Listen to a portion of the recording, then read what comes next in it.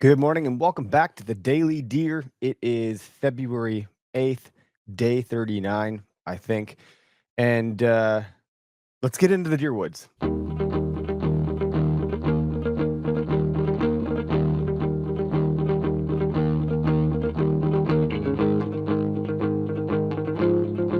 Today, I want to talk about planning next season's hunt with I don't know, not a spin necessarily, but a certain bend to it.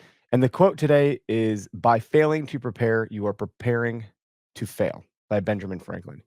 Now, with deer season obviously behind us, it's a really good time to kind of expand your hunting opportunities for next fall. And with shed season here now ish, it's a great time to go out and explore new properties. And I think shed season is shed hunting is a really great way to go do that, especially if there's not too much snow on the ground that would be covering up the sheds. You can really cover a lot of ground and obviously be looking for sheds, but have an expansive mindset around learning new properties. Um, Something my cousin taught me. I don't think he has a name for it, or if he does, I'm going to get it wrong. But kind of this idea of speed scouting. He would cover a property with me, like we would just pace through it at a rate that was uncomfortable to keep up. In doing so, just really looking for obvious deer sign to determine are there deer occupying this property and like check it off the list and move on to the next one where you think they would be. Is it actually holding any deer? And I know that's actually a little bit controversial to some of the other, daily deers we don't where we talk about slowing down and studying all these different things. But you can move fast with a keen eye for key sign, and once you find that sign, then you slow down. I think Derek has talked about this too. And the bend of this one is a little bit of the excitement we have as hunters to explore. I think that's a a lot of what we embody is this sense of adventure and exploration. And I don't know. I think some of the most fun hunts I have are on areas I haven't been to or properties I haven't been to where I'm seeing it for the first time. It does something different to your mind when there's less familiarity. Now, the more you get to know a property, the more intimate you become with it, the more depth you'll have on a property. Well, you'll understand deep things. You'll keep learning more stuff. But it's almost like, that becomes like reading the same book or watching the same movie several times. You'll start to notice things you didn't notice on the first pass. But that first experience, when you watch that movie for the first time or you read that book for the first time, that's got a level of excitement to it that's really hard to match. So, I really enjoy that process, and much like a movie or a book, I guess a movie, you watch these trailers, and you start to get excited, this build up for it.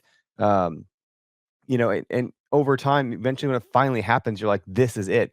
And I liken that to, studying maps, whether back in the day, it was literal physical maps. You'd get a plat book, or you'd go print out this big map or what have you.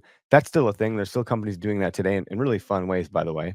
But also e-scouting, of course, getting on the computer, and obviously your phone, but looking at some of the data of where certain deer were tagged. Like if you're trying to really hone in on, getting a buck this year or a bigger buck or whatever, you might want to go look at harvest data. Where were all of the bucks harvested? And look for like weak spots or white space where obviously in Wisconsin, Buffalo County is usually going to be like the cream of the crop. That doesn't mean I'm going to go hunt there. That could I have success? Sure. Am I going to find where to hunt there? Probably not. And so then you try to look for like what are the local areas around there that maybe have been overlooked and so forth. But beyond that, then studying these maps and looking at the topography and the vegetation and the river systems and all that stuff, and in doing so, when you get boots on the ground, you go, "Oh, that's what's really going on here. Oh, that's what it's like. It's not as, hardcore as I thought, or this island isn't as, lucrative, it's not producing any acorns this year," or, getting those boots on the ground starts to give you these revelations, and it could be quite the opposite. It could be, "Oh my gosh, this is gonna be amazing." And then you have that same excitement that I talked about for discovering the land to go hunt the land. So really, try to plan for next season's hunt and take this time to maybe explore some of those properties that you had thought about or the places you had driven past last season but couldn't get to, or marked pins but couldn't get to, or maybe you saw a deer or sign in an area that you were hunting and you weren't able to go down that path because maybe another hunter is occupying it or things of that nature.